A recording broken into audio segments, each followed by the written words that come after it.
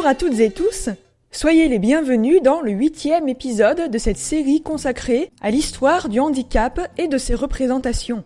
Dans notre parcours des sciences face à la maladie, penchons-nous sur l'approche rationaliste portée entre le 18e et le milieu du 20e siècle. Cette période développe le positivisme qui entend soumettre les connaissances acquises à l'épreuve des faits de manière rigoureuse. C'est aussi au 19e siècle qu'est élaborée la théorie du vivant tenue pour la plus fiable à l'heure actuelle. Seulement, l'époque est aussi noircie par de sordides applications de ce que certains croyaient comprendre de la théorie. Si la première modernité fut, comme on l'a vu dans l'opus précédent, le théâtre d'une passion pour les curiosités humaines, où se mêlaient superstitions et sciences, comment le siècle des Lumières et les suivants se sont-ils, quant à eux, emparés du sujet des personnes atypiques ? Le foisonnement scientifique du XVIIIe siècle exalte le désir de connaissance en se détachant le plus possible de la métaphysique. La quête d'un savoir encyclopédique concerne tous les domaines. Dès lors, l'intérêt pour les corps hors normes continue bien sûr d'animer les spécialistes qui étudient des embryons et des collections de squelettes. En matière de difformité, Étienne Geoffroy Saint-Hilaire et son fils Isidore ont pour ambition de comprendre les causes anatomiques des malformations. Lorsque les encyclopédistes s'attaquent à la question, les interprétations qu'ils tirent de leur classement donnent lieu à ce qu'on appelle la querelle des monstres.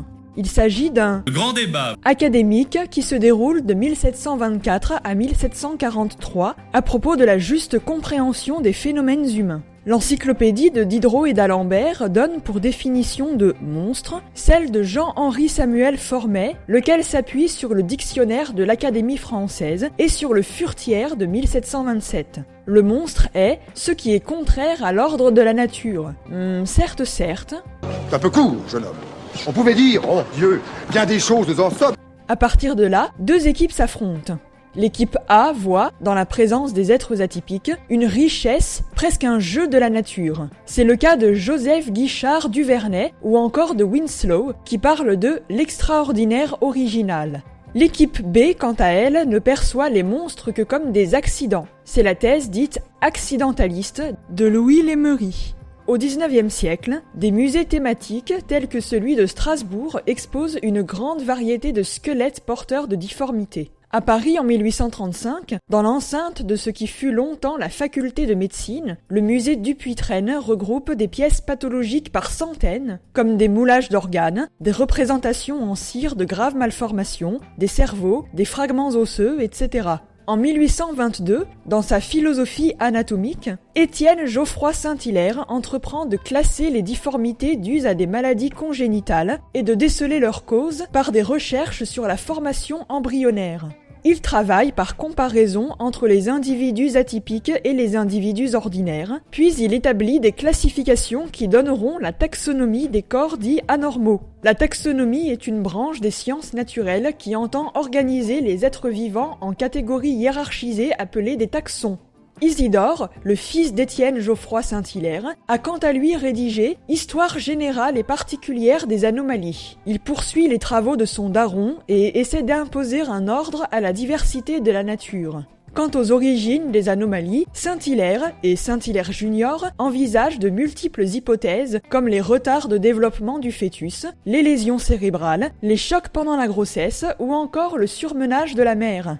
Il faut attendre les 2 dernières décennies du XIXe siècle pour que soient connus les chromosomes, support d'information des caractéristiques de l'individu. Leur étude s'institutionnalise dans les années 1900. En 1906, c'est le biologiste William Bateson qui inaugure le terme, aujourd'hui consacré, de génétique. La recherche fait alors son chemin et... Nous connaissons aujourd'hui 6000 maladies génétiques, dont certaines sont extrêmement rares. Au XIXe siècle, un autre grand nom bouleverse l'approche du handicap, tout à fait malgré lui. Il s'agit de Charles Darwin, dont la théorie de l'évolution représente un tournant considérable dans l'approche du vivant. Pour rappel, contrairement à ce que l'on entend par théorie dans le langage courant, en science, la théorie désigne un système explicatif vérifié, tenu pour ce qu'il y a de plus fiable jusqu'à preuve du contraire. La théorie de l'évolution n'est donc pas une simple hypothèse parmi d'autres. Elle postule, en très résumé, la transformation des caractéristiques des êtres vivants au fil des générations, et la sélection naturelle de certaines de ces variations aléatoires quand celles-ci sont adaptées à leur environnement.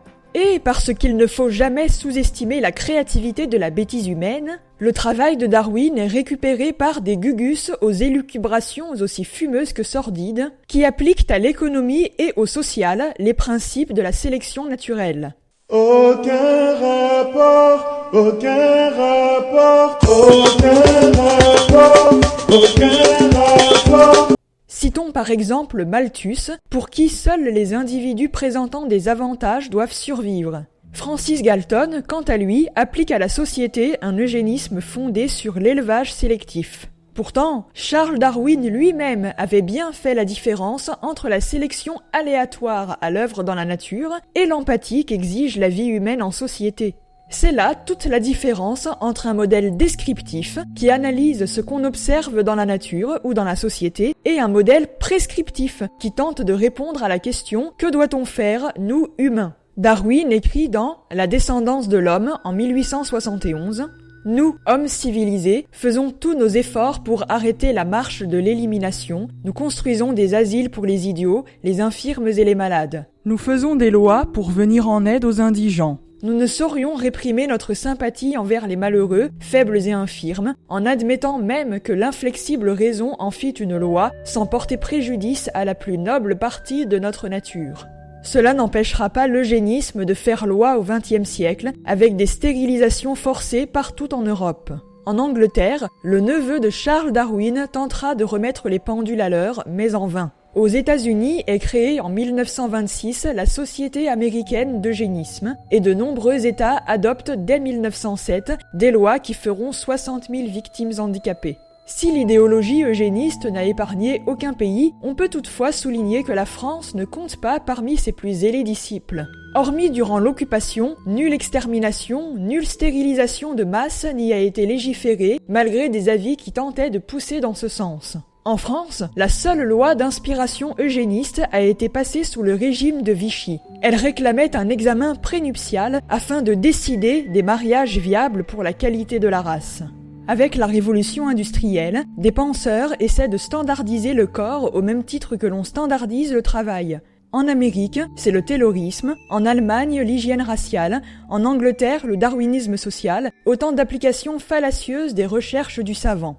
Les autorités déplorent le coût des déchets sociaux et considèrent qu'il faut diminuer le nombre des inaptes, mais également accroître le nombre d'individus doués. Étonnamment, ce sont parfois les mêmes médecins qui veulent d'un côté faire régner l'eugénisme par l'éducation et de l'autre côté imposer des autorisations à se marier. Les mêmes qui célèbrent la toute-puissance de l'hérédité et qui cependant proclament que la régénération est possible par l'éducation et l'hygiène. Le 19e siècle est obsédé par l'amélioration de la race, même si l'idée court depuis Platon. On a toujours écrit sur la façon de faire les plus beaux enfants possibles. En 1655, Claude Quillet publie La Calipédia, un livre qui instruit le procréateur, préconise les meilleures saisons, les meilleures positions sexuelles, les meilleurs moyens de fortifier l'enfant, ainsi de suite. En 1756, dans Essai sur la manière de perfectionner l'espèce humaine, Vandermonde note « Puisque l'on est parvenu à perfectionner la race des chevaux, des chiens, des chats, des poulets, des pigeons, des serins, pourquoi ne ferait-on aucune tentative sur l'espèce humaine ?» Le 19e siècle en fait une affaire d'État via les politiques publiques. En 1803, Louis-Joseph Marie Robert écrit Essai sur la mégalanthropogénésie ou l'art de faire des enfants d'esprit qui deviennent de grands hommes, suivi du meilleur mode de génération. Pouh! La dégénérescence des races se fait toujours par les femelles, affirme-t-il en prenant pour exemple la médiocre postérité de Racine ou encore de Jean-Jacques Rousseau. Une argumentation top qualité. Le docteur Ray, quant à lui, estime que l'hérédité transmet à la fois les qualités et les défauts. Par conséquent, il faudrait pousser les procréateurs à fuir la laideur, l'âge, la maladie, ou encore permettre à l'État d'imposer un veto aux unions dites dégénérescentes. La dégénérescence est un mot obsessionnel au XIXe siècle. Ce terme apparaît au XVIIIe siècle. Il porte le fantasme d'un passé idéal de la race, comme pour Eugène Appert, qui écrit dans L'hérédité morbide. Autrefois, en effet, devant l'affluence de toutes les causes de mort, seuls les plus résistants subsistaient. Les moins bien doués, les affaiblis, les tarés disparaissaient de bonne heure. Actuellement, ces sujets inférieurs sont protégés contre les causes naturelles de disparition. Non seulement ils survivent, mais ils se reproduisent. Nous avons vaincu les grandes épidémies, mais nous sommes menacés par une autre tête de l'hydre, moins terrifiante, plus sournoise, mais peut-être plus malfaisante. C'est la dégénérescence de la race. Du côté des études démographiques, au XIXe siècle s'affrontent deux discours, quoique parfois ils se combinent. D'une part, ceux qui assurent la nécessité de faire énormément d'enfants. C'est donc l'époque des grandes politiques natalistes. Dépêche-toi, ne perds pas de temps. Donne ta sève et donne ton sang pour faire un enfant. L'hirondelle est là pour être c'est la forêt qui me l'a dit. L'hirondelle est là pour être le bon déjà des petits. Et d'autre part, les théories qui privilégient la qualité des enfants, et je n'arrive pas à croire que je viens de dire cette phrase. Georges Rouet écrit dans « Revenons à la nature et régénérons-nous ». Sérieusement, on dirait le slogan d'une secte. On crie stupidement de tous côtés « Il faut le nombre ». Moi, je dis « Il faut avant tout la qualité ». La France a besoin d'enfants, c'est possible, mais elle n'a pas besoin d'idiots. L'eugénisme atteindra son paroxysme dans l'action T4, du nom du bureau où elle a été planifiée par les nazis. Là encore, il s'agit de retrouver la prétendue perfection des races nordiques. De 1939 à 1945, on assassine par gaz, injection ou par privation de ressources. Ce sont entre 200 000 et 250 000 personnes handicapées, qualifiées de dégénérés, de citoyens improductifs, qui sont exterminées. La rumeur dit qu'il y aurait plusieurs milliers de cas dans le pays. Une de mes paroissiennes a reçu 2 urnes pour sa sœur handicapée et 2 lettres officielles. L'une dit faiblesse cardiaque et l'autre pneumonie. Il y aurait un plan DSS. Je me vois dans l'obligation de déposer plainte contre X pour le meurtre de citoyens improductifs. Nous avons les faits, les noms des malades, les noms des familles et leurs adresses.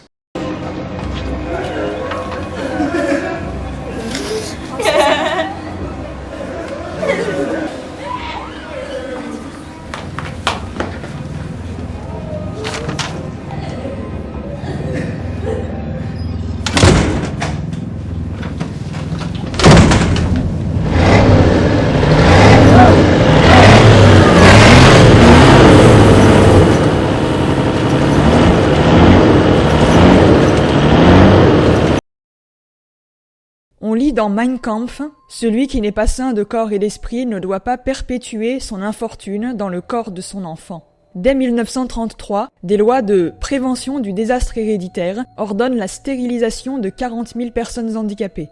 En France, sous le régime de Vichy, l'hécatombe des fous cause la mort de 45 000 malades mentaux dans les hôpitaux psychiatriques par privation de nourriture. L'artiste Camille Claudel, par exemple, est morte dans ces circonstances. Tout comme la mère de l'écrivain Charles Juliet qui décrit l'horreur dans son livre Lambeau. Pour conclure, rappelons qu'en Suède, on a stérilisé des malades mentaux jusqu'en 1996 et que l'eugénisme traîne encore sous des formes insidieuses. Pour ne citer qu'un exemple, en 2017, l'ONU a révélé que Daesh choisit des gens handicapés mentaux comme kamikazes. Toutefois, comme on le verra dans le prochain épisode, le XXe siècle a heureusement su revenir de ses abjections en termes d'utilisation de la science. Le tout s'accompagne d'un nouveau regard sur ce qu'on nomme le normal et le pathologique. Je vous remercie pour votre attention. Vos commentaires et précisions sont les bienvenus. N'hésitez pas en outre à partager et liker cette série. Portez-vous bien, ciao!